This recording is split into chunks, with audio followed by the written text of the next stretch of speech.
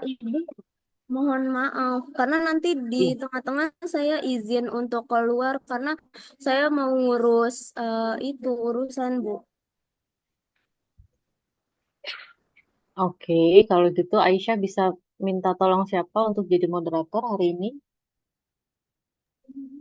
Eh, Bagaimana kalau misalnya untuk kelompok satu moderatornya itu kelompok dua, kalau untuk kelompok dua moderatornya dari kelompok satu. Kalau kayak gitu gimana ya Ibu? Oke, it's okay, nggak apa-apa. Nanti tugasnya moderator jelas ya, membuka presentasi, memperkenalkan kelompok yang presentasi, kemudian membantu menjadi timekeeper, kemudian mengelola diskusi, tanya jawab gitu ya, sampai di akhir presentasi kelompok satu. Silakan.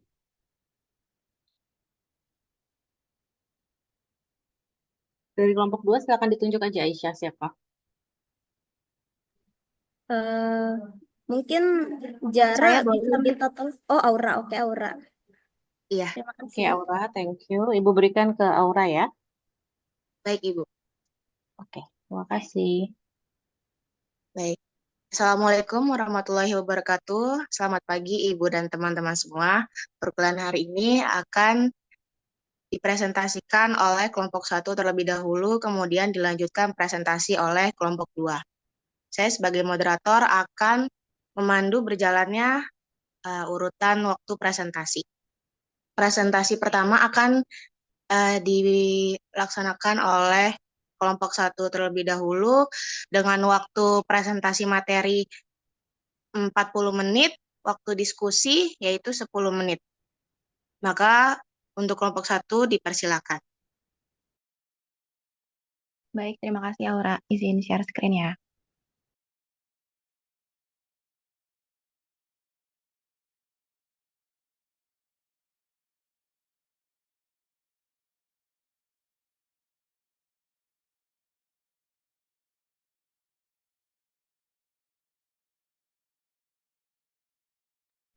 Baik, Assalamualaikum warahmatullahi wabarakatuh. Selamat pagi Bu Pipi, selamat pagi teman-teman. Kita dari kelompok satu ingin menampilkan hasil diskusi kami tentang sejarah pi dan hubungan dengan lingkaran. Anggota kelompok kita terdiri dari 3 orang, Aulia, Aurelia, dan saya sendiri, Zoneta. Yang pertama ada pendahuluan. Masyarakat kuno seringkali berhadapan dengan bentuk lingkaran dalam kehidupan sehari-hari mereka, baik dalam objek alami maupun buatan. Bentuk lingkaran terlihat pada roda yang digunakan untuk transportasi, serta pada sumur yang menjadi sumber kehidupan, yang sering kali digali dalam bentuk lingkaran.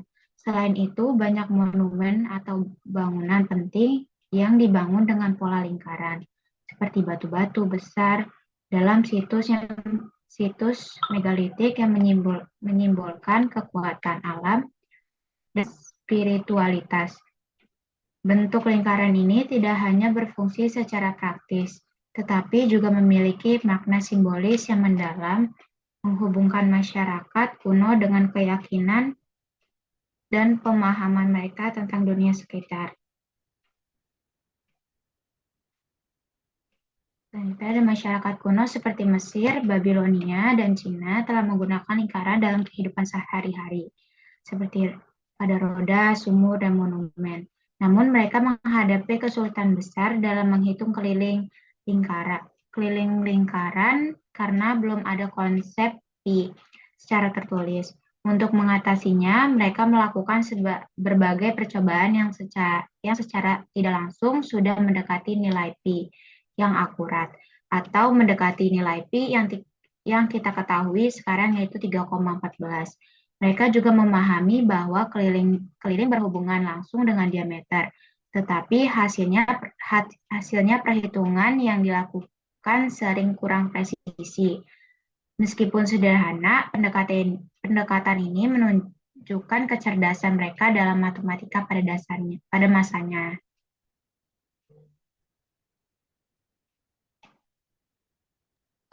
Oke, selanjutnya adalah perkembangan nilai pi dan hubungannya dengan lingkaran. Yang pertama ini pada zaman Mesir kuno. Berdasarkan peninggalan dari zaman Mesir kuno, ditemukan papirus Rain sekitar 1650 sebelum Masehi, yaitu sebuah naskah matematika tertua yang berisi 85 soal tentang aritmatika dan geometri. Pada masa itu, masyarakat Mesir kuno memahami keliling lingkaran melalui pendekatan empiris atau pendekatan secara langsung dengan menghitung luas lingkaran. Dalam naskah tersebut ditemukan salah satu metode sederhana yang digunakan untuk mendekati perhitungan luas lingkaran yang melibatkan pengukuran dan observasi secara langsung. Mereka menghitung luas lingkaran dengan pendekatan luas persegi sebagai berikut. Yang pertama, orang Mesir kuno itu mengukur diameter benda atau sesuatu yang ingin mereka kerjakan terlebih dahulu. Contohnya bisa berupa lahan tanah yang berbentuk lingkaran, kolam, ataupun roda. Nah, di sini kita misalkan bahwa diameter benda itu sebagai D, huruf D kecil. Lalu yang kedua, kurangi 1/9 dari diameternya. Berarti tadi diameternya D dikurangi 1/9 dari diameter akan sama dengan 8/9 diameter. Nah, luas lingkaran itu adalah kuadrat dari hasil tersebut, atau luas lingkaran itu mendekati dari kuadrat 8/9 diameter. Orang Mesir kuno kemungkinan besar mengembangkan metode ini melalui percobaan praktis dan pengamatan. Dengan mengurangi 1/9 dari diameter, mereka akan memperoleh panjang sisi persegi yang mendekati panjang rata-rata keliling lingkaran atau radius rata-rata sepanjang keliling. Pendekatan ini akan memungkinkan mereka mengubah bentuk lingkaran yang kompleks menjadi bentuk persegi yang lebih mudah dipahami dan tentunya lebih mudah untuk mereka ukur.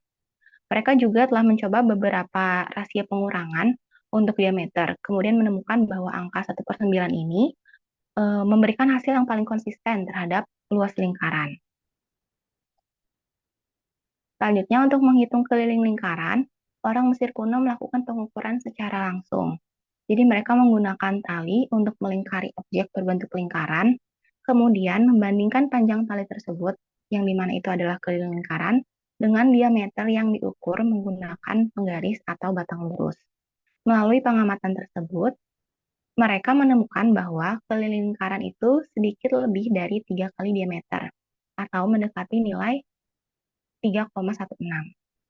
Nah, jika kita bandingkan rumus luas lingkaran pada zaman Mesir kuno, yaitu yang sebelumnya 8/9 D dikuadratkan, dengan rumus luas lingkaran modern yaitu PR kuadrat, tanpa disadari pendekatan mereka akan menghasilkan perkiraan nilai Pi sebagai berikut. Jadi nilai Pi ini mendekati, kalau kita menggunakan rumus modern ini, nilai Pi mendekati A dibagi dengan R kuadrat.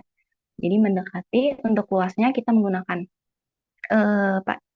rumus luas pada zaman Mesir kuno yaitu kuadrat dari 8/9 D lalu dibagi dengan R kuadrat.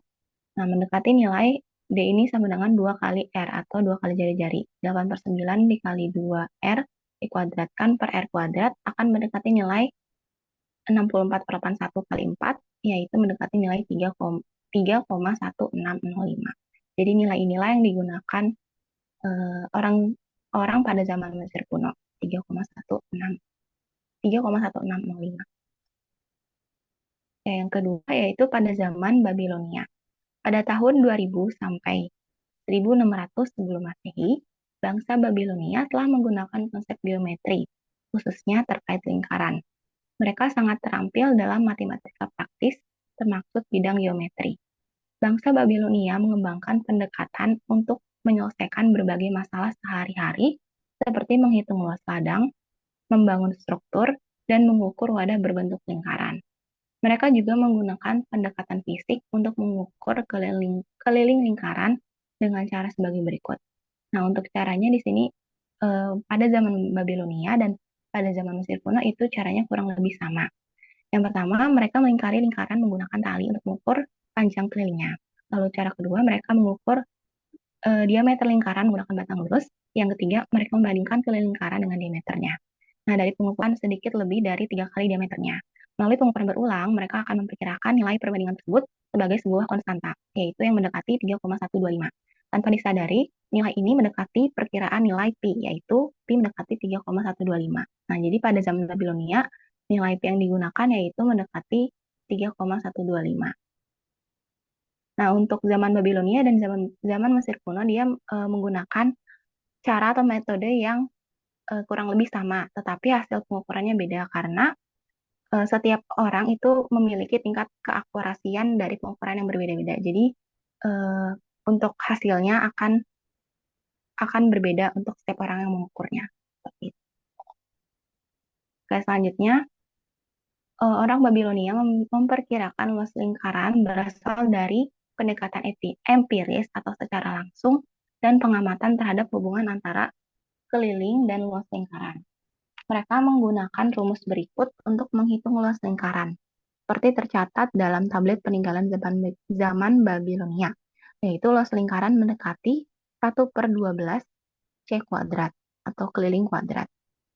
Nah, jika kita kaitkan dengan rumus lingkaran modern, yaitu pi r kuadrat, dan menggantikan R dengan ekspresi keliling menjadi R sama dengan keliling per 2 pi, maka luas lingkaran akan sama dengan pi dikali dengan pi C per 2 pi kuadrat, di mana R-nya ini kita ganti dengan C per 2 pi kuadrat akan sama dengan C kuadrat per 4 pi, di mana ini akan sebanding dengan luas lingkaran C kuadrat per konstanta, di mana konstantanya itu 1/4 pi.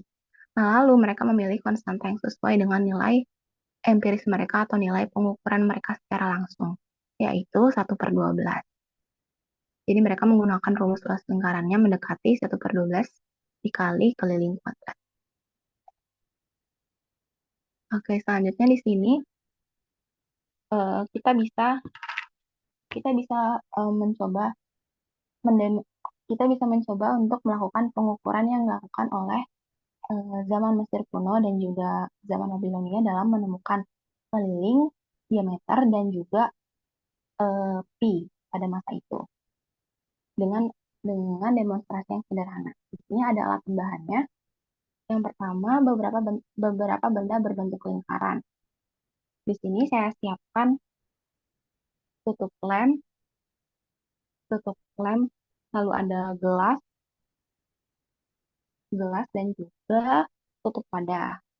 Selanjutnya, benang atau pita pengukur lentur.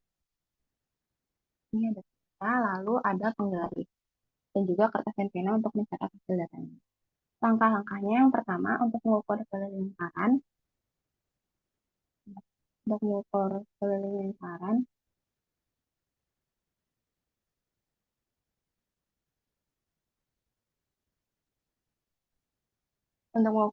yang pertama pilih salah satu benda, lalu kita lilitkan benda ini dengan pita atau benang. Di sini saya menggunakan pita, jadi kita lilitkannya itu dari satu ujung mengelilingi benda tersebut hingga kembali ke titik awalnya. Nah, sampai dia mengelilingi si bendanya. Kalau sudah, kita bisa potong atau kita tandai dengan pulpen. Oke, saya sudah menandainya. Nah, lalu setelah itu, kita rentangkan pita hasil pengukuran tadi itu di penggaris.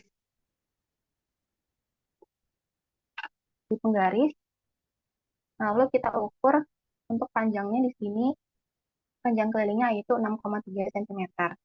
Nah, selanjutnya, catat hasilnya, yaitu hasil keliling lingkarannya untuk tutup lem itu di tabel, yaitu yang di kolom keliling 6,3 cm.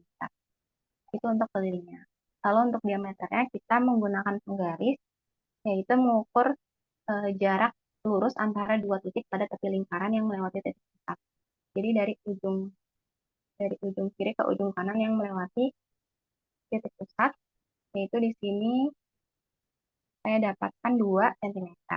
Nah, cara hasil ini sebagai diameter lingkaran. Nah, untuk tutup lem diameter lingkarannya 2 cm. Nah, begitu juga untuk benda-benda selanjutnya, yaitu tadi ada gelas dan juga tutup wadah. Cara pengukurannya sama. Untuk keliling, kita mengukurnya mengelilingi si bendanya sampai ke titik awal. Kita kelilingi sampai ke titik awal.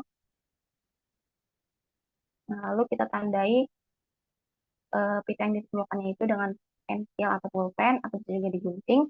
Lalu setelah itu kita rentangkan dan kita ukur pada penggaris untuk panjangnya.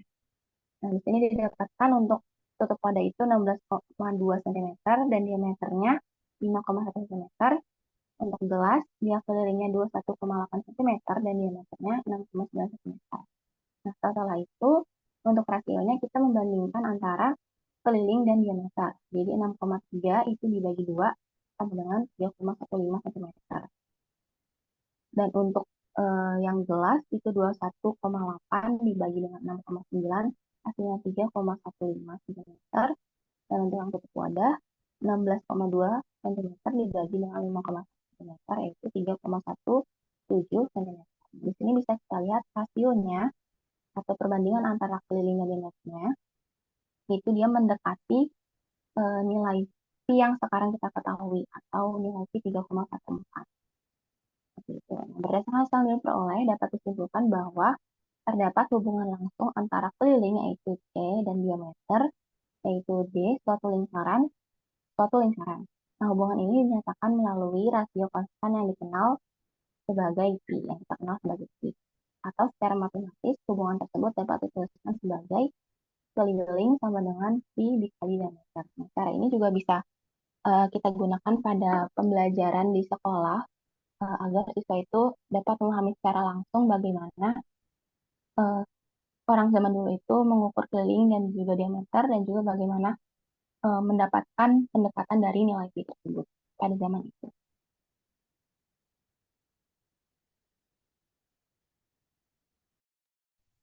Baik, selanjutnya ada gimana Archimedes menghubungkan hubungan antara keliling dan juga diameter.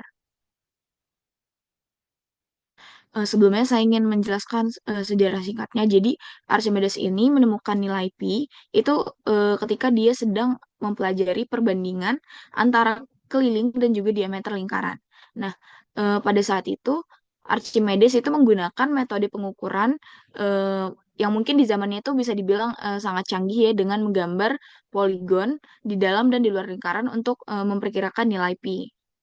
Nah, dengan menggunakan metode ini, Archimedes itu berhasil menemukan bahwa nilai pi itu berada di antara 3,1/7 dan 3,10/7. Lalu penemuan ini itu merupakan perkembangan signifikan ya dalam matematika dan kayak sekarang ini jadi landasan bagi penelitian lanjutan tentang geometri dan juga kalkulus. Jadi kayak Archimedes ini kan pertama-tama dia yang menemukan nilai pi. Nah, karena dia udah menemukan nilai pi itu, jadi untuk peneliti-peneliti setelah dia itu kayak eh, si pi itulah jadi landasan buat peneliti-peneliti selanjutnya tentang geometri dan juga kalkulus kayak gitu. Nah, Archimedes menemukan hubungan antara keliling dan juga diameter itu menggunakan metode geometris dan juga pengukuran. Nah, sebelumnya perlu kita ketahui untuk keliling itu eh, artinya jarak mengelilingi lingkaran dan juga diameter itu garis lurus yang membelah lingkaran menjadi dua bagian sama. Jadi ini langkah-langkah Archimedes dalam menemukan hubungan antara keliling dan juga diameter. Nah, yang pertama Archimedes itu mengukur keliling lingkaran dengan membandingkannya menggunakan poligon dengan banyak sisi. Jadi eh, yang kedua itu Archimedes menggambar dua poligon, yaitu poligon terinskripsi dan poligon tersirkumskripsi. Poligon terinskripsi itu poligon yang digambar dalam lingkaran dengan semua titik sudutnya itu menyentuh sisi lingkaran. Sedangkan poligon eh, tersirkumskripsi itu poligon yang digambar di luar lingkaran dengan semua sisinya itu menyentuh tapi tidak memotong lingkaran. Nah, keliling poligon terinskripsi itu lebih kecil dari keliling lingkaran, sedangkan poligon tersirkumskripsi itu lebih besar dari keliling lingkaran. Nah, dengan meningkatkan jumlah sisi poligon, jadi Archimedes itu dapat mendekati bentuk lingkaran dengan lebih akurat. Jadi poligon dengan sisi kelipatan 6, karena itu akan memudahkan konstruksi geometri awal atau heksagon.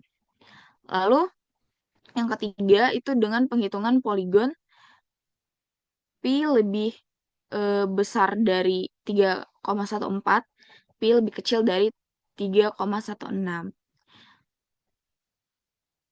Lalu yang keempat, eh, si Archimedesnya dapat kalau keliling itu sama dengan pi dikali diameter. Keliling lingkaran itu berbanding lurus dengan diameternya. Bisa disimpulkan bahwa rasio keliling terhadap diameter itu adalah konstan yang sekarang kita kenal sebagai pi.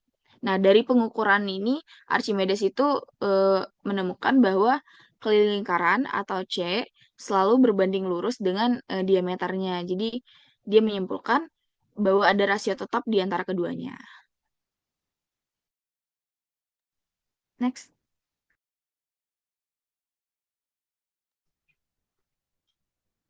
Oke, seperti yang kita tahu pada zaman modern, ini rumus keliling yang kita gunakan itu sama dengan 2πr atau bisa juga keliling lingkaran sama dengan πd.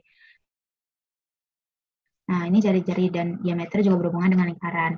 Untuk membuktikan atau menjelaskan bagaimana rumus keliling lingkaran dengan radius atau jari-jari R dapat diturunkan menjadi C sama dengan 2π kali R. Berdasarkan rumus keliling yang melibatkan diameter, rumus keliling dengan diameter, itu rumusnya C sama dengan pi kali D. C adalah keliling dan D adalah diameter lingkaran. Hubungan diameter dan radius, diameternya D selalu 2 kali panjang dari jari-jari atau radius ini. Itu sendiri. Rumusnya D sama dengan 2 kali R. Nah, substitusi hubungan diameter dalam rumus keliling. Jika kita mengganti D sama dengan 2R, ke dalam rumus keliling C sama dengan pi kali D menjadi seperti ini. C sama dengan pi dikali 2R. Setelah disederhanakan, hasilnya menjadi C sama dengan 2pi kali R. 2 kali pi kali R. Okay, next. Nah, selanjutnya ada contoh soal. Sebuah lingkaran mempunyai jari-jari 35 cm. Hitunglah berapa keliling dari lingkaran tersebut. Nah, diketahui R-nya 35 cm, ditanya C-nya. Kita jawab C sama dengan 2 kali pi kali R. C sama dengan 2 dikali 22/7 dikali 35 sama dengan C-nya 220 cm. Selanjutnya ada contoh soal yang kedua, itu sebuah lingkaran memiliki radius R sama dengan 7 cm. Hitunglah keliling lingkaran tersebut. Nah, di sini kita menggunakan pi sama dengan 3,14. Kan tadi udah dijelasin kalau rumus keliling lingkaran itu kan C sama dengan 2 dikali pi dikali R. Lalu kita ketahui R itu sama dengan 7 dan pi-nya sama dengan 3,14. Nah, jadi langsung aja kita jumlahkan C sama dengan 2 dikali 3,14 dikali 7 itu hasilnya 43,96 cm. Jadi kita dapat kalau keliling dari lingkaran yang memiliki radius 7 cm itu hasilnya 43,96 cm. Selanjutnya, contoh soal ketiga.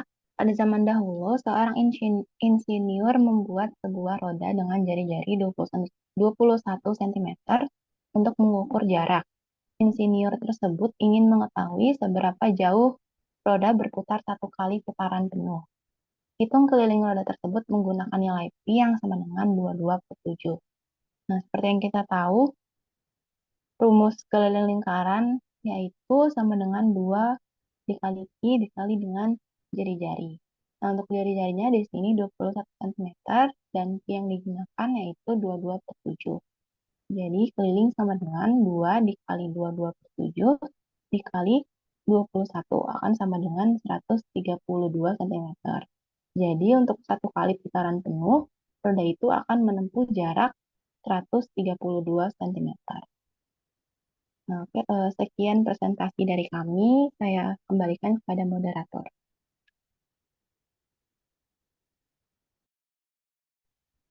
Baik, terima kasih kelompok satu sudah mempresentasikan materinya.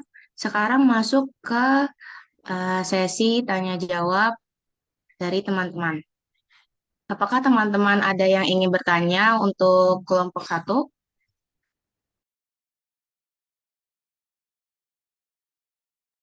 Jika ada yang ingin bertanya, dipersilakan raise hand, lalu on mic untuk menyampaikan pertanyaannya.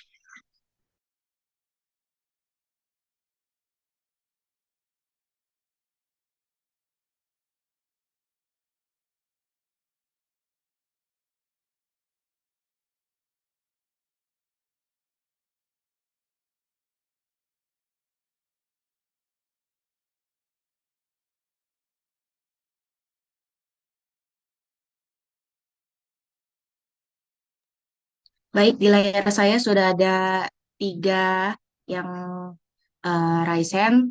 Yang pertama, boleh Gaitsa menyampaikan pertanyaannya. Ya, baik. Terima kasih, Aura. Izin bertanya kelompok bagaimana perkembangan teknologi komputasi modern memungkinkan untuk menghitung nilai pi dengan tingkat akurasi yang jauh lebih tinggi dibandingkan dengan peradaban kuno. Apakah pertanyaannya sudah jelas, kelompok? Maaf kalau itu saya suaranya masih eh, semar-semar gitu, kurang Kalau ini jelas. udah masuk belum ya? Oke, udah. Oke, Bisa diulang ya. bicara lebih keras, Gaitsa lebih keras lagi. Iya, baik. Bagaimana perkembangan teknologi komputasi modern memungkinkan untuk menghitung nilai pi dengan tingkat akurasi yang jauh lebih tinggi dibandingkan dengan peradaban kuno. Bagaimana kelompok? Oke, terima kasih Kak Gaitsa atas pertanyaannya. Udah begitu jelas. Mungkin boleh lanjut ke selanjutnya, nanti kita sekalian jawab gitu. Terima kasih. Baik, pertanyaan akan disimpan terlebih dahulu. Selanjutnya kepada Retno, boleh disampaikan pertanyaannya. Baik, terima kasih moderator dan juga kelompok. Izin bertanya, mengapa konstanta tersebut dinamai pi dan bagaimana sejarah istilah tersebut berkembang hingga menjadi simbol universal yang digunakan dalam matematika modern sampai saat ini? Baik, terima kasih Retno atas pertanyaannya. Pertanyaan akan di-keep terlebih dahulu. Selanjutnya kepada Hanifah, boleh disampaikan pertanyaannya. Oh, iya baik. Hanifah menyampaikan pertanyaannya melalui chat Zoom. Apakah kelompok sudah membacanya? Sudah, Aura. Oke, baik. Mau langsung dijawab apa butuh waktu dulu?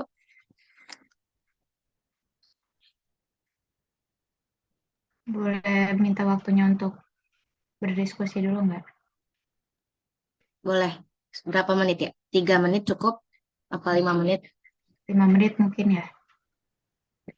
Baik, masih ada waktu juga.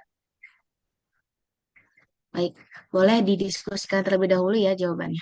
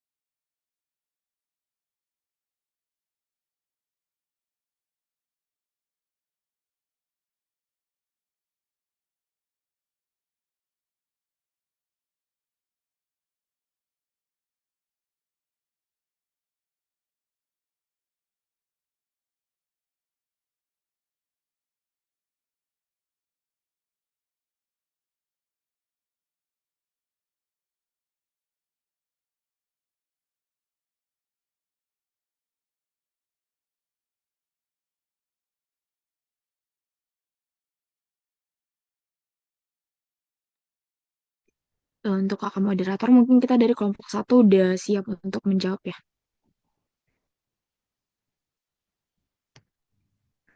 Baik, jika sudah siap menjawab, boleh langsung dibacakan jawabannya. Baik, terima kasih. Nah, di sini saya Aulia ingin menjawab pertanyaan dari Kak Gaitsa. Itu pertanyaan tadi ada bagaimana perkembangan teknologi komputasi modern memungkinkan untuk menghitung nilai pi dengan tingkat akurasi yang jauh lebih tinggi dibandingkan dengan em, peradaban kuno. Nah, di sini sangat memungkinkan banget ya karena eh, bisa kita lihat sekarang eh, kalau misalkan komputer modern kita udah jauh lebih tinggi ya dibandingkan peradaban kuno. Kayak contohnya tadi Archimedes itu menemukan nilai pi dengan poligon saja. Mungkin kalau di zamannya mungkin udah canggih, cuman kalau dibandingkan dengan zaman kita sekarang itu jauh lebih canggih ya. Nah, komputer modern ini memungkinkan banget untuk menghitung perhitungan nilai pi dengan tingkat akurasi yang jauh lebih tinggi. Kayak misalkan komputer sekarang kan kapasitas memorinya gede, terus juga kemampuan komputasi paralelnya memungkinkan perhitungan sampai triliunan digit dalam waktu relatif singkat. Nah, selain itu perangkat lunak khusus seperti kayak kalau sekarang tuh Y Cruncher itu eh, telah mengoptimalkan efisiensi komputasi pi dan juga ada namanya penerapan transformasi Fourier cepat atau FT juga udah mengoptimalkan efisiensi komputasi pi melalui metode manual geometris yang digunakan pada masa lalu. Apakah jawabannya sudah cukup menjawab, Kak Gaitsa?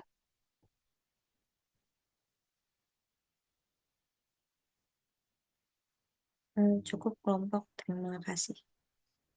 Baik, terima kasih. Baik, saya izin moderator untuk menjawab pertanyaan dari Retno. Jadi pertanyaannya, mengapa konstanta ini dinamai pi dan bagaimana sejarah istilah tersebut berkembang hingga menjadi simbol universal yang digunakan dalam matematika modern. Nah, konstanta pi itu dinamai dari huruf Yunani kecil yang dibaca pi karena hubungan historisnya dengan geometri khususnya pada lingkaran. Nah, simbol ini tuh menjadi representasi universal dari konstanta rasio keliling lingkaran terhadap diameternya. Nah, awalnya, sejak zaman kuno, matematikawan ini belum menamai konstanta tersebut sebagai pi dan tidak ada notasi khusus untuk konstanta itu. Mereka hanya mengenal atau mendeskripsikannya secara verbal seperti rasio keliling terhadap diameter. Jadi belum ada namanya, mereka hanya menyebutkannya itu rasio keliling terhadap diameter. Nah, lalu huruf Yunani pi pertama kali digunakan oleh matematikawan bernama William Jones pada tahun 1706 dalam bukunya Synopsis Palmariorum Matheos. Ia memilih simbol pi atau huruf pi karena huruf ini adalah huruf pertama dari kata Yunani perimetros yang berarti keliling dan juga lingkaran. Kata Yunani peristateis yang artinya lingkaran. Nah, di sini jika jika kita buka pada Google Translate, nah untuk yang peripetri atau keliling, kalau kita translate dari Inggris ke Yunani, nah ini huruf depannya simbol pi yang kita gunakan. Dalam bahasa Yunani dibacanya pi. Nah, kalau misalkan dari lingkaran atau circumference, kalau kita translatekan dalam bahasa Yunani juga dia huruf depannya itu menggunakan simbol pi ini. Jadi simbol pi ini diambil dari kata keliling dan juga lingkaran. Sesuai dengan pengertiannya yaitu konstanta dari rasio keliling dibagi dengan diameter. Nah, setelah itu para matematikawan mulai menggunakan simbol dan nama tersebut. Salah satu pengaruh terbesar itu datang dari Leonhard Euler yang mulai menggunakan simbol pi ini secara konsisten dalam karya-karyanya mulai tahun 1737. Euler adalah matematikawan terkenal sehingga penggunaan dari pi itu dengan cepat menyebar di antara komunitas ilmiah dan matematikawan hingga penggunaannya pada zaman modern ini atau pada zaman saat ini. Apakah menjawab, Retno? Sudah sangat menjawab, Aurel. Terima kasih. Ya, terima kasih, Retno. Baik, aku mau izin jawab dari pertanyaan Hanifah. Yang pertama, izin bertanya untuk kelompok, apa pentingnya mempelajari sejarah Pi dalam memahami perkembangan matematika secara keseluruhan? Menurut aku, belajar sejarah Pi itu bikin kita ngerti bagaimana matematika berkembang dari zaman dulu sampai sekarang. Kayak bayangin yang tadi jelasin Aurel, masyarakat kuno kayak Mesir, Babilonia, atau Yunani udah kepikiran buat cari cara untuk menghitung keliling lingkaran. Walaupun alat mereka masih sederhana banget. Tapi dari situ ilmu matematika berkembang jadi lebih kompleks kayak geometri, kalkulus, sampai teknologi modern. Jadi dengan belajar sejarah Pi, kita juga ngerti nih proses panjang di balik ilmu yang sekarang kita anggap biasa aja gitu loh.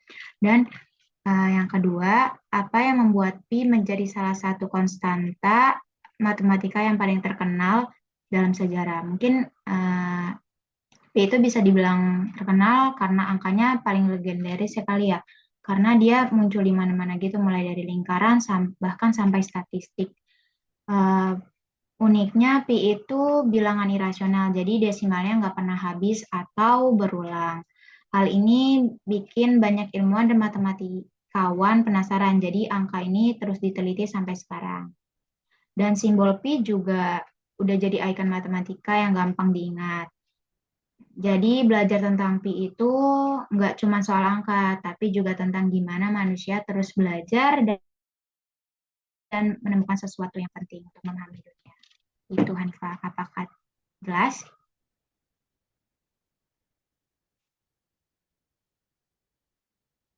Terima kasih juga Hanifah.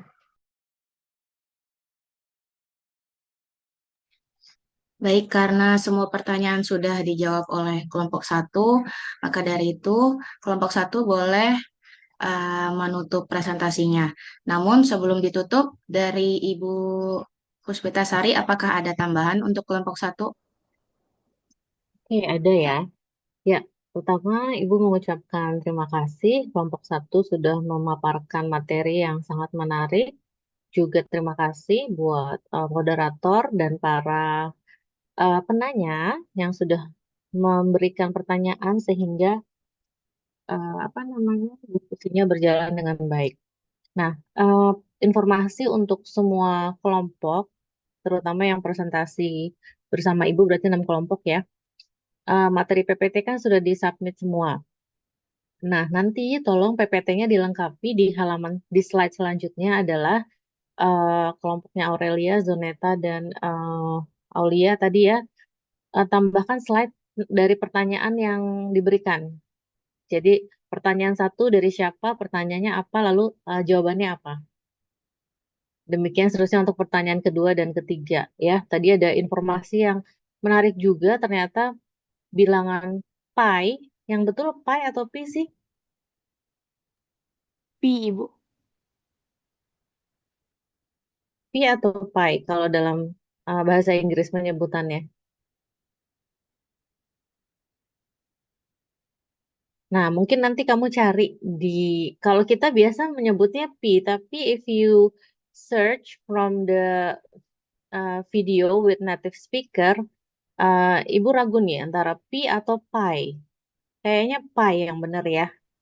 Iya benar Ibu, saya baru cek dari Google Translate itu Nah, kalau dari bahasa Inggrisnya itu pi. nah, jadi memang secara universal kita bacanya pi. Jadi kita biasakan menyebutnya juga pi. Jadi nanti kalau ketika kita berdiskusi sama orang bule atau native, kita bicara konsep matematik, mereka ngomong pi, kita jadi nggak bengong. What do you mean by pi gitu kan ya? Karena kita tahu pi itu sebetulnya adalah cara penyebutan simbol yang selama ini kita sebut pi. Ya, kemudian tadi nambahin slide, pertanyaan, jawaban, termasuk tadi Aurelia menambahkan screenshot dari Google Translate. Ya, ternyata menarik ya. Kalau tadi nggak ada yang bertanya kayak gitu, mungkin kita juga nggak tahu kalau itu adalah huruf pertamanya dari kata circumference ya dalam bahasa Yunani ya. Nah, Iya, Ibu. perbaikan untuk slide mungkin sedikit aja kelompok satu, karena tadi kan di awal-awal slide itu dinyatakan masyarakat kuno gitu kan ya, masyarakat kuno Mesir, Babilonia, Cina. Nah, walaupun di slide selanjutnya diberikan waktunya 2000 sebelum Masehi, tapi di awal slide mungkin ditambahkan juga ya masyarakat kunonya dalam kurung eh, sebutin apa, lalu tahunnya tahun berapa pada saat metode itu digunakan ya. Jadi tambahin tahunnya saja supaya kita bisa lihat timelinenya. Lalu kemudian Archimedes berarti kan berapa ratus tahun kemudian ya. Jadi kita bisa melihat perkembangannya. Karena kalau kita perhatikan perkembangan konsepnya, sebetulnya di awal-awal itu para mathematician itu banyak menggunakan metode estimasi ya. Betul nggak? Estimasi, trial and error sebetulnya kalau kamu perhatikan tuh metode-metode yang dilakukan para mathematician di era sebelum Masehi. Nah, itu kenapa makanya di pembelajaran sekolah itu ada pembelajaran tentang estimasi. Coba kalau kalian perhatikan di kurikulum SD atau SMP itu SD mungkin ya, ada pelajaran matematika atau konsep tentang memperkirakan atau estimating. Karena apa? Karena memang ini adalah metode yang sangat bermanfaat dalam matematika dan itu perlu dikuasai oleh siswa kita. Artinya matematik itu tidak hanya sekedar tentang menghitung dan mencari nilai yang fix, tapi juga bisa menggunakan metode estimasi. Nah, apa yang disampaikan kelompok satu saat ini bisa menjadi apa namanya informasi buat semuanya bahwa nanti kalau ngajarin konsep keliling lingkaran, tolonglah ditambahin nih sejarah-sejarahnya supaya menarik. Jadi pada saat kalian membuat activity ke siswa, ayo kita cari nilai pi berapa misalkan. Nggak apa-apa untuk awal di SD biasanya memang mereka pakai apa experimenting tadi kan ya. Experimenting mengukur berapa kelilingnya, berapa diameternya dan seterusnya. Nah, ini bisa menjadi kegiatan yang memang dilakukan di sekolah, di matematika sekolah. Oke? Nah, mudah-mudahan bisa bermanfaat untuk semuanya ya. Oke, Ibu rasa itu saja masukan dari Ibu. Terima Baik, kasih, Aura. Baik, terima kasih Ibu Puspitasari atas masukannya untuk kelompok satu. Maka dari itu kelompok satu bisa menutup presentasi. baik, terima kasih teman-teman dan Ibu Pipit. Jika ada salah kata, mohon dimaafkan. Assalamualaikum warahmatullahi wabarakatuh. Waalaikumsalam warahmatullahi wabarakatuh. Selanjutnya, sisa waktu akan digunakan oleh kelompok 2 untuk presentasi. Lalu moderatornya akan diambil alih oleh kelompok 1, Aulia, benar? Bener, Kak. Iya, baik, boleh diambil alih. Oke, Assalamualaikum warahmatullahi wabarakatuh. Selamat pagi Ibu Puspita, selamat pagi teman-teman semuanya. Eh, Kali ini kelompok 2 akan mempresentasikan hasil diskusinya yang berjudul, mungkin boleh langsung di-share screen kali ya, kelompok 2. Baik, izin share screen ya, Bu. Oke.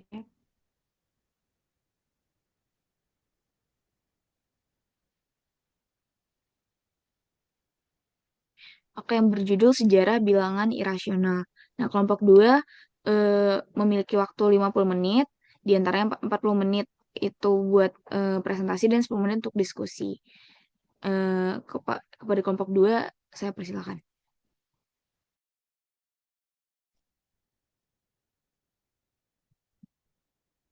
Oke, Assalamualaikum warahmatullahi wabarakatuh.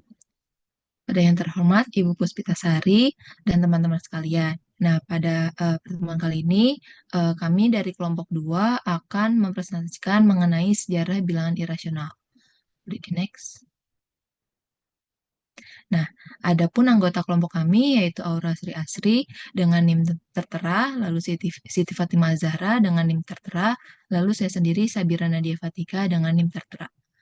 Ready, next. Oke, sejarah awal penemuan bilangan irasional pada zaman Yunani kuno pada abad ke-5 sebelum Masehi dengan tahunnya 500 hingga 450 sebelum Masehi.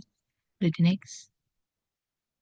Nah, awalnya pada zaman Yunani kuno, pada abad ke-5 sebelum Masehi ini, para matematikawan Yunani kuno, khususnya para anggota Pitagorean atau ada aliran Pitagorean ini percaya banget bahwa segala sesuatu di alam semesta dapat dijelaskan melalui bilangan rasional atau bilangan yang dapat ditulis dalam bentuk pecahan per Q atau dengan pi dan Q ini bilangan bulat. Nah, mereka mengaitkan bilangan ini dengan harmoni dan keindahan dalam alam semesta. Boleh next.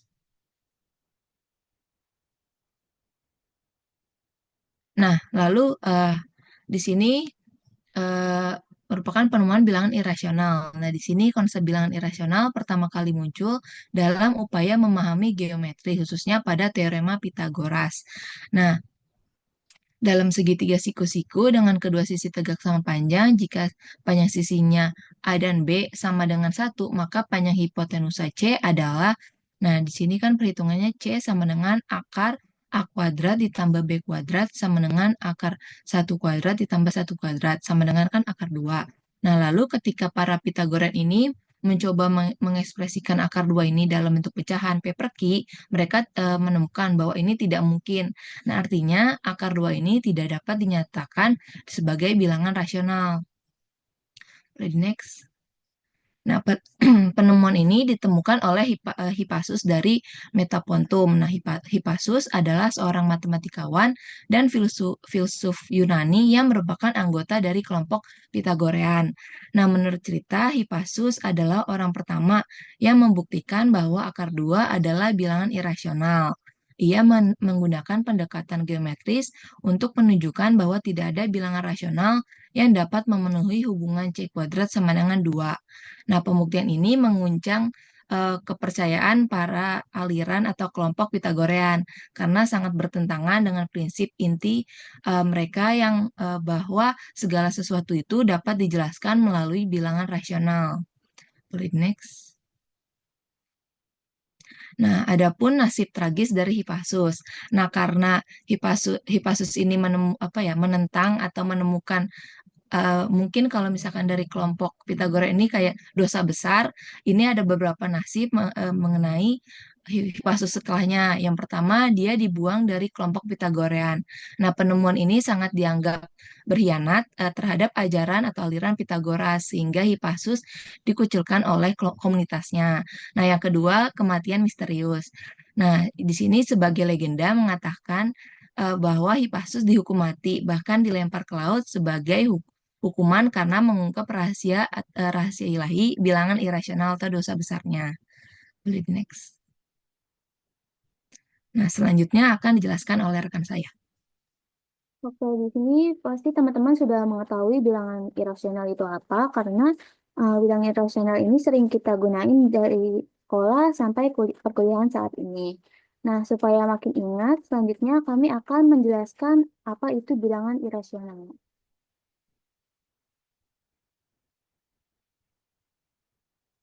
Nah, jadi bilangan irasional adalah bilangan yang tidak bisa dinyatakan sebagai pecahan P per Q, dengan P dan Q-nya ini sebagai bilangan bulat, dan Q-nya ini tidak sama dengan 0.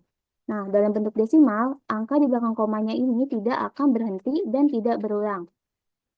Untuk contohnya, di sini ada Pi, itu dalam bentuk desimal 3,1415926535 dan seterusnya. Nah, angka di belakang koma kan ini tidak berhenti ya, dan angka-angkanya, angka di belakang koma ini tidak berulang. Nah, contoh yang kedua ada akar 2.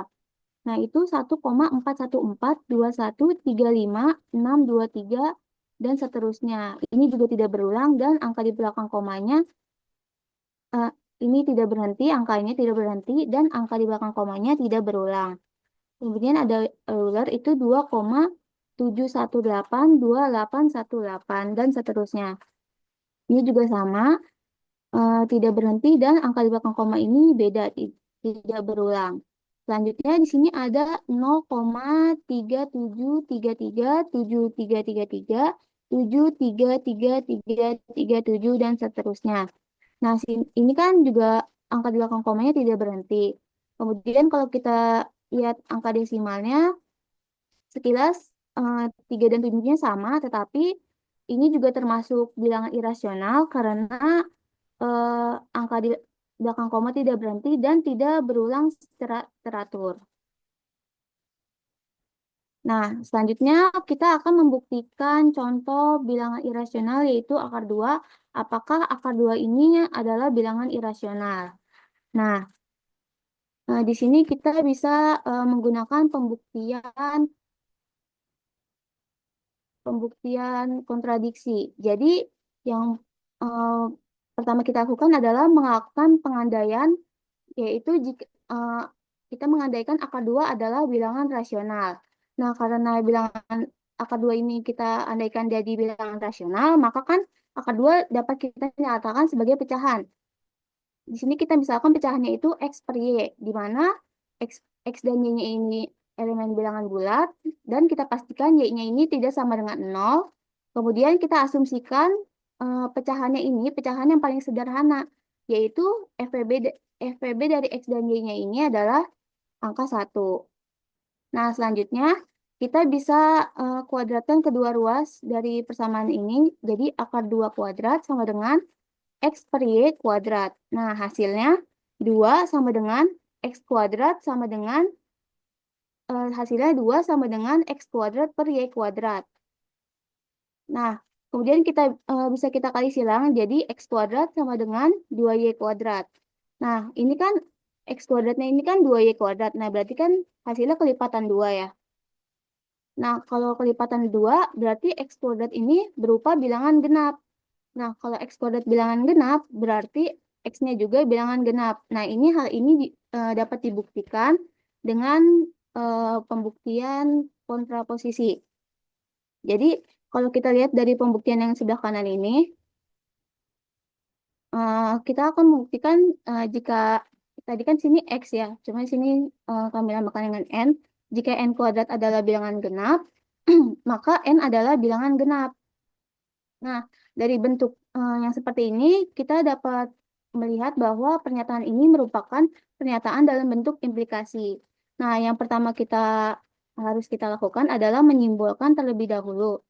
Jadi, N kuadrat adalah bilangan genap, kita notasikan sebagai P, dan N adalah bilangan genapnya, kita notasikan sebagai Q. Nah, setelah itu cara kita untuk membuktikannya yaitu dengan pembuktian kontraposisi. Nah, jika kita memiliki bentuk implikasinya jika P, maka Q, maka dalam bentuk kontraposisinya menjadi jika negasi Q, maka negasi P.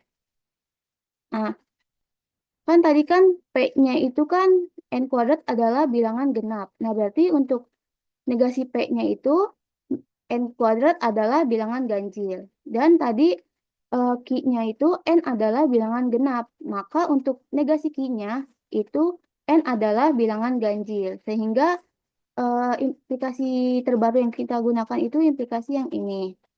Nah, yang berdasarkan implikasi yang baru, kita mengetahui N-nya itu kan ganjil. Di sini N-nya ganjil.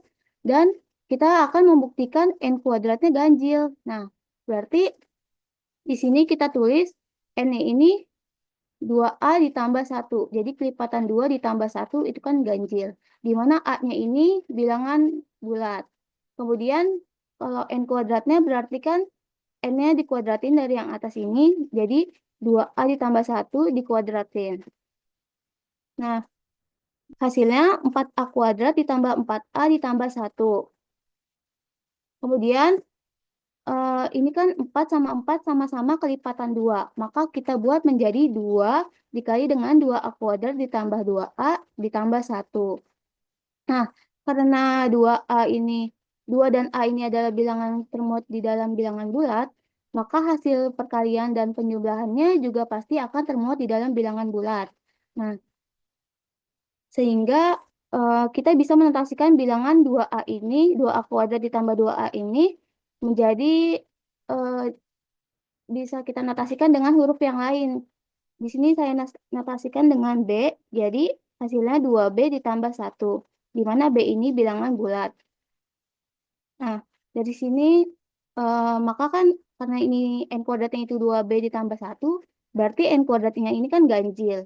Nah, di sini kita memperoleh pernyataan jika N-nya ganjil, maka N kuadrat juga ganjil. Nah, bentuk implikasi yang seperti ini, nilai kebenarannya juga sama dengan kontraposisinya, yaitu jika N kuadratnya genap, maka N-nya juga nilai genap gitu. Nah, jadi untuk yang pembuktian yang ini, X kuadrat adalah bilangan genap, maka X-nya juga bilangan genap, itu sudah terbukti. Selanjutnya,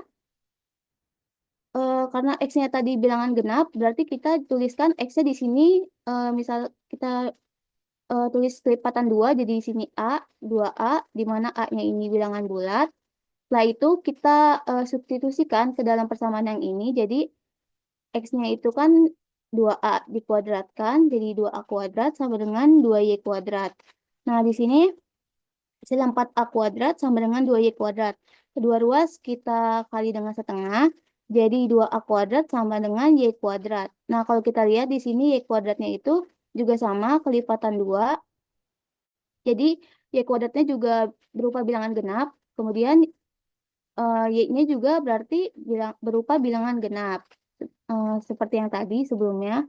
Nah, karena tadi kita dapat X berupa bilangan genap dan Y-nya juga berupa bilangan genap, maka FEB-nya itu tidak berupa angka 1. Nah, dari sini terjadi kontradiksi dari asumsi pertama kita kan yang ini, sehingga eh, pengandaian harus kita ingkari, sehingga yang benar adalah akar 2 berupa bilangan irasional gitu.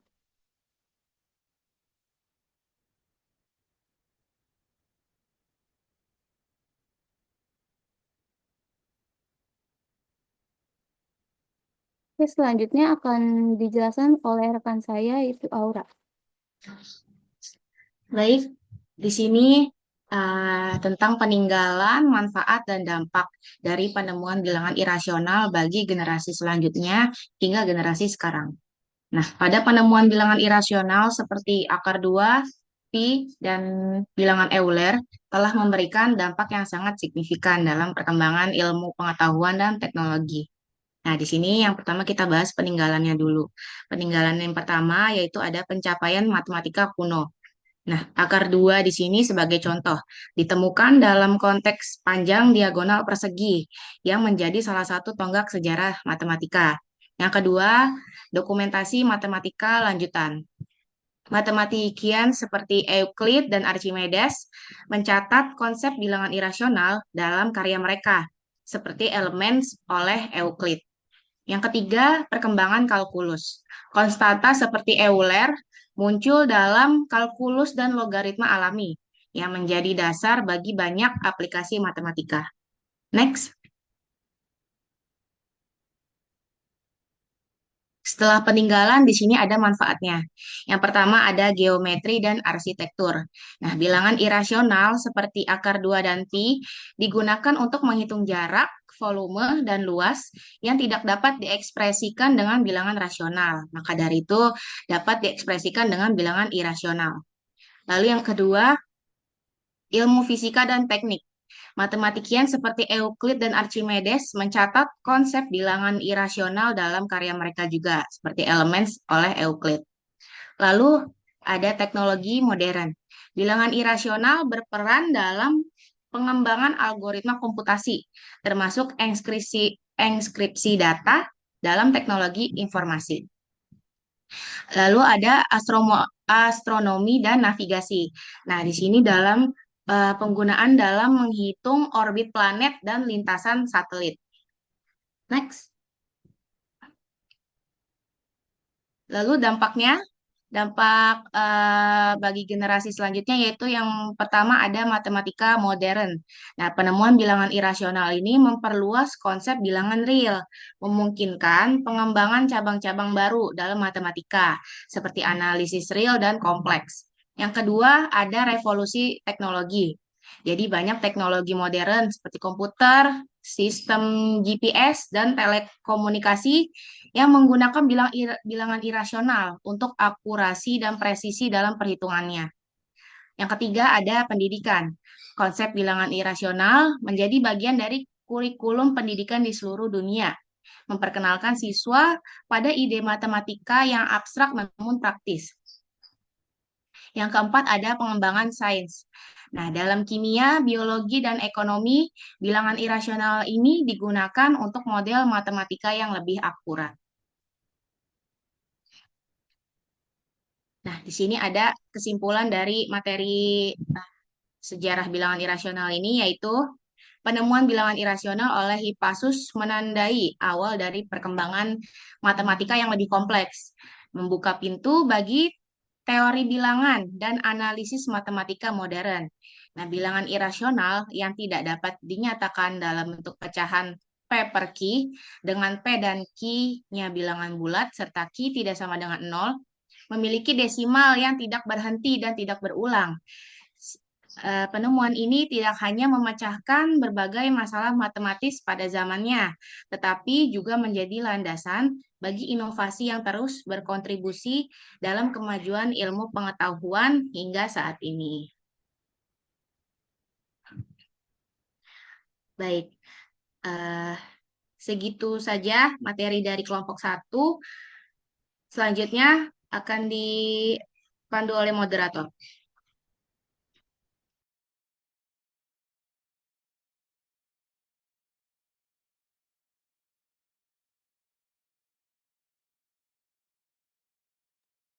Oke, baik. Terima kasih kepada kelompok 2 atas presentasinya.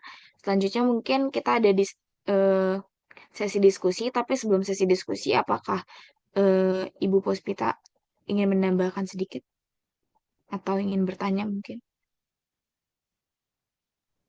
Aulia, Ibu nanti terakhir ya, seperti tadi kelompok 1. Oke, oke baik Terima Ibu. Oke, kasih. mungkin baik Ibu. Mungkin selanjutnya akan ada sesi diskusi. Jadi buat teman-teman yang ingin bertanya boleh aktifkan fitur raise hand.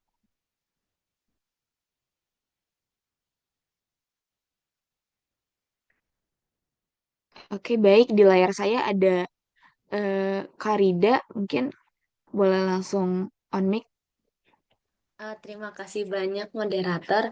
Perkenalkan saya Rida Ratuinaya dengan NIM 13016220057. Tadi kan sedikit disinggung tentang geometri ya. Bagaimana penemuan pertanyaannya, bagaimana penemuan bilangan irasional seperti akar 2 ini membantu memahami geometri khususnya pada teorema Pitagoras. Apakah sudah jelas pertanyaannya kelompok? Baik, sudah jelas. Terima kasih Rida atas pertanyaannya. Terima kasih banyak juga kelompok. Oke, baik. Terima kasih. Untuk kelompok 2, apakah ingin langsung dijawab atau dikumpulin semua pertanyaannya? Dikumpulin dulu ya. Oke, baik. Oke, selanjutnya di layar saya ada Nadia. Mungkin boleh langsung on mic. Oke, saya Nadia Maulani Fansuri dengan NIM 13016220033 izin bertanya. Kan tadi disinggung ya, Hippasus menemukan bilangan irasional, dia dianggap berkhianat sama kelompok Pitagorian ya. Bahkan sampai dikucilkan dan dihukum mati. Nah, terus kira-kira siapa yang pada akhirnya menganggap bahwa penemuannya ini sangat berharga, bahkan diakui dan digunakan hingga saat ini? Apakah pertanyaan sudah jelas, kelompok? Sudah jelas, Nadia. Terima kasih. Oke. Terima kasih Nadia. Selanjutnya di layar saya ada Aurelia. Mungkin bisa langsung on mic. Oke, terima kasih moderator.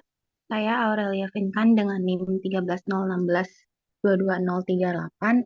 Izin bertanya kelompok. Pertanyaannya, bagaimana sistem pendidikan matematika saat ini memperkenalkan konsep bilangan irasional? Dan apakah cara yang digunakan ini cukup merefleksikan perjalanan historis dan filosofis di balik konsep bilangan irasional tersebut. Apakah pertanyaannya jelas, kelompok? Sudah jelas, Aura. Terima kasih. Baik, terima kasih kelompok.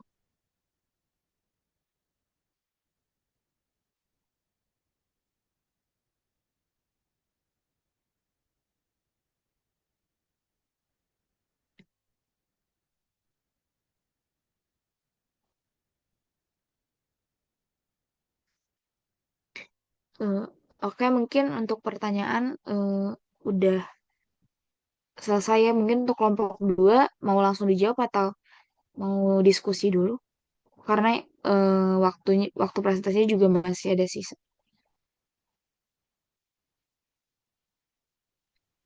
Kita diskusi dulu sebentar ya. Oke, baik. Mungkin 5 menit apakah cukup? Cukup, cukup. Oke, baik.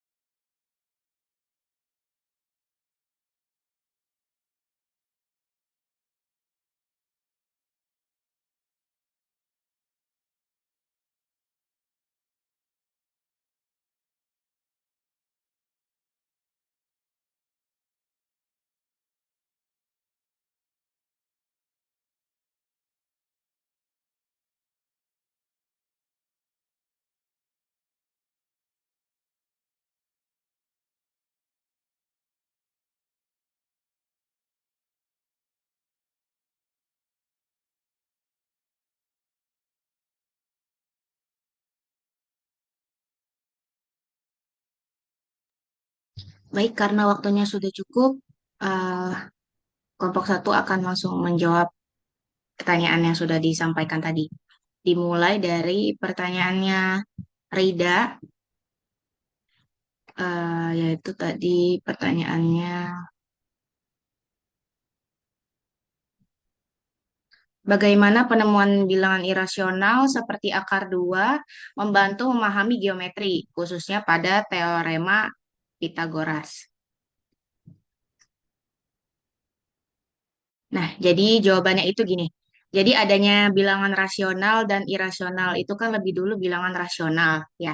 Nah, bilangan rasional ini sebenarnya bukan ditemukan oleh satu orang tertentu, tapi konsep ini berkembang secara alami sebagai bagian dari kebutuhan manusia dalam menghitung, mengukur, dan membagi. Nah, konsep ini atau konsep bilangan rasional dikembangkan oleh Pitagoras dan para muridnya. Sedangkan konsep bilangan irasional ditemukan oleh salah satu muridnya, yaitu Hippasus. Nah, lalu bagaimana bisa Pitagoras dan para pengikutnya di masa kuno mampu menggunakan teorema Pitagoras meskipun bilangan irasional seperti akar 2 nih belum sepenuhnya dipahami. Sedangkan di zaman sekarang teorema Pitagoras selalu menggunakan bilangan irasional akar 2 gitu. Nah, jadi pada masa Pitagoras sekitar abad ke-6 sebelum Masehi, matematika ini lebih bersifat geometris daripada numerik. Nah, mereka ini tidak mengandalkan perhitungan bilangan seperti yang kita lakukan sekarang. Contohnya, jika mereka menghitung segitiga siku-siku dengan sisi A-nya sama dengan 1 dan B-nya sama dengan 1. Nah, mereka nih eh, nggak menghitung nilai numerik dari C-nya ini sama dengan akar 2. Karena pada masa Pitagoras, solusi seperti C sama dengan akar 2 itu lebih sering dinyatakan dalam bentuk hubungan kuadrat, yaitu C kuadrat sama dengan 2. Gitu. Jadi mereka menyatakan C sama dengan akar 2 itu dinyatakan dalam C kuadrat sama dengan 2 gitu. Nah, jadi mereka cukup menyatakan bahwa sisi miringnya ini memenuhi hubungan C kuadrat sama dengan A kuadrat tambah B kuadrat. Nah, selanjutnya em, karena pada saat itu juga eh, Pitagoras dan pengikutnya ini tuh masih belum belum setuju gitu kalau bilangan irasional tuh ada. Nah, makanya setelah bilangan irasional ada, itu sangat membantu sekali gitu dalam perhitungan geometri gitu. Sedangkan dulu tuh perhitung maksudnya gini, kalau sekarang perhitungan geometri itu sudah bisa dijabarkan dengan bilangan numerik gitu. Kalau dulu masih perkiraan gitu, dengan perkiraan-perkiraan geometrisnya. Dia juga kalau misalkan mau ngukur, langsung diukur gitu. Jadi masih kurang kurang presisi gitu tanpa adanya akar 2 ini pada saat itu gitu. Apakah sudah cukup jawabannya, Rida?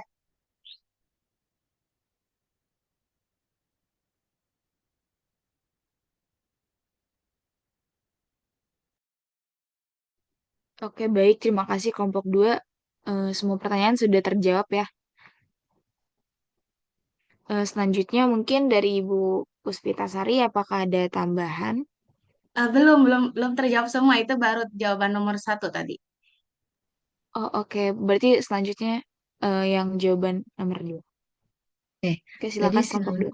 Oke, terima kasih moderator. Jadi selanjutnya ada pertanyaan dari Nahdia. Tadi pertanyaan itu pada saat Hippasus menemukan bilangan irasional dianggap berkhianat sama kelompok Pitagorean, bahkan sampai dikucilkan dan dihukum mati. Nah, terus siapa yang kira-kira pada akhirnya menganggap bahwa penemuan ini berharga, bahkan diakui dan digunakan hingga saat ini? Nah, sebenarnya karena pada masa itu aliran Pitagorean ini sangat dipercaya oleh banyak orang, maka penemuan bilangan ini dianggap dosa besar kan. Nah, cuman penemu apa baru dilanjutkan atau baru diteliti lagi oleh orang lain ini setelah beberapa abad setelahnya. Yaitu mungkin yang pertama ada Euclid, walaupun dia tidak menyebutkannya secara langsung, tetapi dia mendokumentasikannya sifat bilangan irasional ini lewat bukunya, yaitu yang Elements tadi. Lalu setelahnya ada di abad pertengahan. Nah, para matematikawan Muslim seperti Al-Hawarizmi ini mulai memakai konsep irasional dalam aljabar dan geometri. Nah, lalu setelahnya ada juga di era Renaissance, yaitu tokohnya ada Simon Stevin dan René Descartes. Nah, dia mengembangkan cara menggunakan bilangan irasional dalam desimal dan geometri analitik. Nah, baru pada di abad ke-19 ini kayak kemarin itu oleh tokoh seperti uh, Dedekind dan Cartor yang mendefinisikan bilangan irasional secara formal sampai akhirnya konsep ini jadi bisa menjadi bagian yang penting dari matematika yang kita pakai sekarang ini. Tuh. Mungkin kurang lebih seperti itu jawabannya. Apakah sudah terjawab, Nadia? Iya, sudah Sabira. Terima kasih ya, Sabira dan kelompok 2. Baik, terima kasih. Oke, pertanyaan selanjutnya akan dijawab oleh rekan saya juga. Oke, selanjutnya saya izin menjawab pertanyaan dari Aurel. Pertanyaannya itu bagaimana sistem pendidikan matematika saat ini memperkenalkan konsep bilangan irasional dan apakah cara ini cukup untuk merefleksikan perjalanan historis dan filosofis di balik konsep tersebut. Nah, untuk saat ini, konsep bilangan irasional biasanya diajarkan dengan fokus pada sifat matematisnya. Nah, contohnya seperti tidak, contohnya bilangan irasional ini tidak bisa dinyatakan dalam bentuk pecahan, kemudian dan dalam bentuk desimalnya tidak berakhir dan tidak berulang. Nah, contohnya bilangannya seperti akar 2. Bilangan akar 2 ini sering dijelaskan melalui teorema Pitagoras. Nah, namun sejarah dan cerita di balik penemuan bilangan irasional seperti bagaimana Hippasus dari Metapontum menemukannya dan bagaimana penemuan ini bertentangan dengan kepercayaan Pitagoras seringnya tidak dibahas secara mendalam di dalam kelas. Nah, akibatnya siswa mungkin memahami konsepnya secara teknis, tetapi mereka tidak diajak untuk melihat bagaimana bilangan irasional ini ditemukan atau dampaknya terhadap pemikiran manusia di masa lalu. Nah, jika sejarah dan filosofinya lebih ditekankan, para siswa ini bisa lebih memahami pentingnya konsep dan bagaimana konsep ini dan bagaimana itu mengubah cara pandang manusia terhadap matematika. Untuk jawabannya, apakah sudah cukup, Aurel? Baik, terima kasih kelompok. Sudah cukup. Ya, terima kasih, Kak Aurel.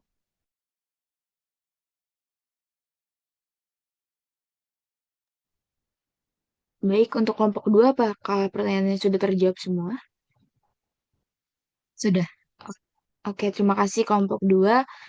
Selanjutnya mungkin dari Ibu Puspita, apakah ada tambahan?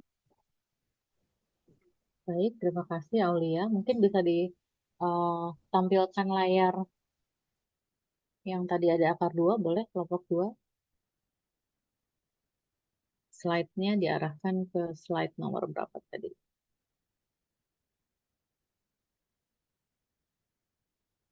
Terus, ke atas terus. Lagi, sebelumnya lagi. Sebelum Hippasus. Nah, oke, ini ya.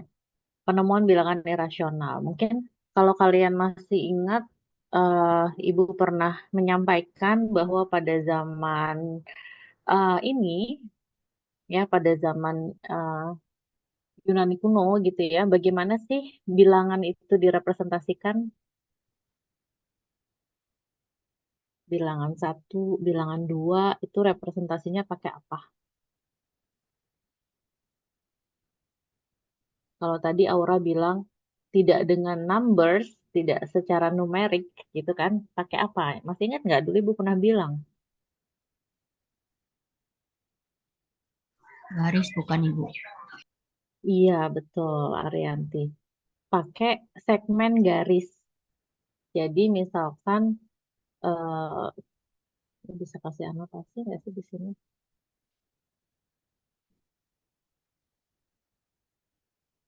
Sudah bisa ya. Ibu nggak bisa pakai annotate ya? Jadi itu sudah diizinkan. Pakai apa kok nggak ada ya? Oh, tidak ada. Ya udah gini aja. Jadi anggaplah bilangan satu itu adalah sebuah segmen garis dengan panjang tertentu gitu kan ya. Maka bilangan dua adalah segmen garis dengan panjangnya berapa?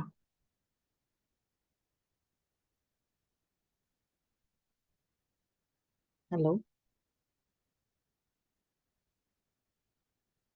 Halo, apakah Ibu terdengar?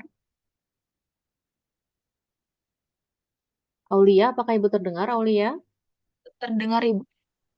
Oke, tolong jawab ya kalau Ibu tanya, jangan diam aja. Kalau bilangan satu dinyatakan dengan sebuah segmen garis, maka bilangan dua dinyatakan dengan segmen garis yang panjangnya berapa?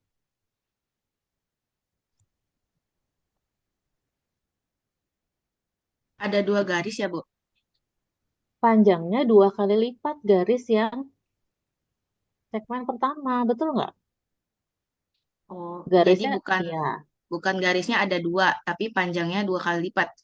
iya. Jadi kalau angka satu dinyatakan dengan sebuah segmen garis, maka angka dua dinyatakan dengan segmen garis yang panjangnya 2 kali lipat yang tadi kan ya,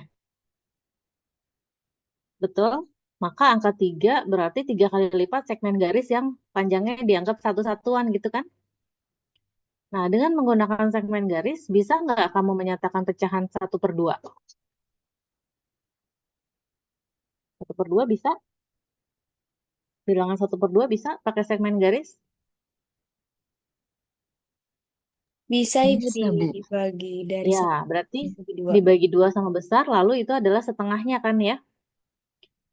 Mau dibikin pecahan 2/10 bisa? Bisa. Bisa, karena masih ada apa pembilang dan penyebutnya adalah bilangan bulat kan? Kita bisa bagi menjadi 10 bagian, lalu 2 bagian dari 10-nya adalah bilangan yang dimaksud 2/10. Ya kan? Nah, pada saat akar 2 ditemukan, tadi betul kata Aura bahwa C kuadratnya itu 2 bisa dinyatakan dalam sebuah segmen garis dengan panjang 2 kalinya kan? Tapi begitu dicari roots-nya, akarnya, maka roots-nya atau akarnya dari si 2 ini tidak bisa dinyatakan dengan segmen garis. Karena mereka tidak dapat menyatakan dalam bentuk pecahan. Oke? Nah, itu asal muasal kenapa ini menjadi dilematis pada waktu itu, menjadi suatu masalah yang cukup panjang Ibu rasa periodenya di mana akar dua ini sebelum dinyatakan sebagai bilangan irasional ya. Karena memang pada masa itu bilangan harus bisa dinyatakan sebagai uh, rasio dari bilangan yang lain gitu. Di mana semua bilangan dianggapnya rasional kan berarti kan. Nah, jadi saran Ibu mungkin di slide ini tambahin gambar aja ilustrasi square ya, supaya kita bisa lebih memahami kenapa sih waktu itu akar dua jadi problematik banget gitu. Karena akar dua tidak bisa dinyatakan dengan sebuah segmen garis yang dapat dinyatakan sebagai pecahan, seperti bilangan-bilangan lainnya kan gitu ya. Walaupun C kuadratnya bisa, duanya bisa, tapi akar dari duanya ternyata nggak bisa. Nah, itu nanti tambahin gambar ilustrasi mungkin ya, untuk kelompok dua lebih bagus. Oke, satu lagi saran Ibu di slide selanjutnya. Nah, Ibu minta tolong tambahin bisa nggak di Hipasusnya kayaknya menarik nih kalau kamu tambahin bagaimana sih pembuktiannya. Karena belum dijelasin ya.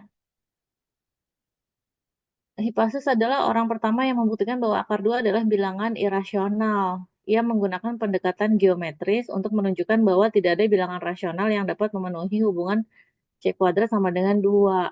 Bisa nggak nanti dikasih gambar ilustrasinya? Jadi instead of kamu kasih gambar Hippasus dan Pythagoras ini lokasi ininya ya, asal usulnya ya. Mungkin kamu bisa kasih gambar ilustrasi bagaimana Hippasus membuktikan bahwa C kuadrat akar 2 adalah irasional. Bisa kelompok 2? Jadi kita bisa Bisa, Bu. mendapatkan informasi ya, gitu ya. Terima kasih ya. Kemudian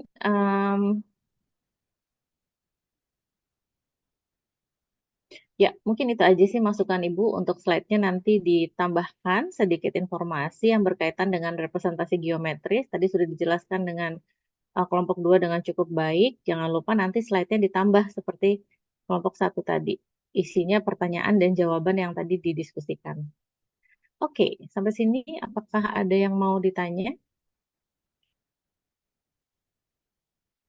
Jadi, sambil kita belajar sejarah matematik, sambil kita memahami konsepnya lebih dalam, sambil kalian merefleksikan apa sih bagian dari yang kita pelajari saat ini yang bisa nanti kalian gunakan dalam pengajaran atau pembelajaran di kelas. Kira-kira nanti prakteknya pada saat ngajar bisa nggak ya saya ambil beberapa konsep dari pembahasan sejarah matematik yang bisa meningkatkan motivasi, bisa kamu gunakan sebagai landasan sebuah aktivitas, kegiatan pembelajaran yang cukup menarik sebetulnya. Seperti itu ya. Ibu kembalikan ke moderator. Silakan. Baik, terima kasih kepada Ibu Puspita atas tambahan-tambahannya. Selanjutnya mungkin saya serahkan kepada kelompok 2 untuk menutup presentasinya hari ini.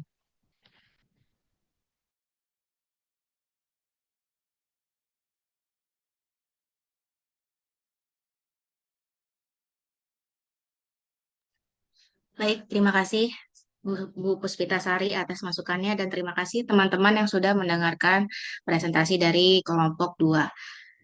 Sekian saja. Apabila ada kurang, mohon dimaafkan. Wassalamualaikum warahmatullahi wabarakatuh. Waalaikumsalam warahmatullahi Waalaikumsalam wabarakatuh. warahmatullahi wabarakatuh. Baik, terima kasih kelompok 1 dan 2. Maka berakhir pula pertemuan sejarah matematika pada pertemuan ke-13 hari ini. Insya Allah kita bertemu lagi hari Senin depan dengan kelompok 3 dan 4. Kelompok 3 dan 4 apakah sudah disiapkan materinya? Ibu sudah mendownload semua PPT-nya, jadi nanti mudah-mudahan diskusi hari ini bisa memperkaya diskusi pertemuan selanjutnya. Oke, sekian. Terima kasih. Wassalamualaikum warahmatullahi wabarakatuh. Waalaikumsalam. Waalaikumsalam warahmatullahi wabarakatuh. Terima kasih, Terima kasih, Bu. Ibu. Terima kasih, Ibu.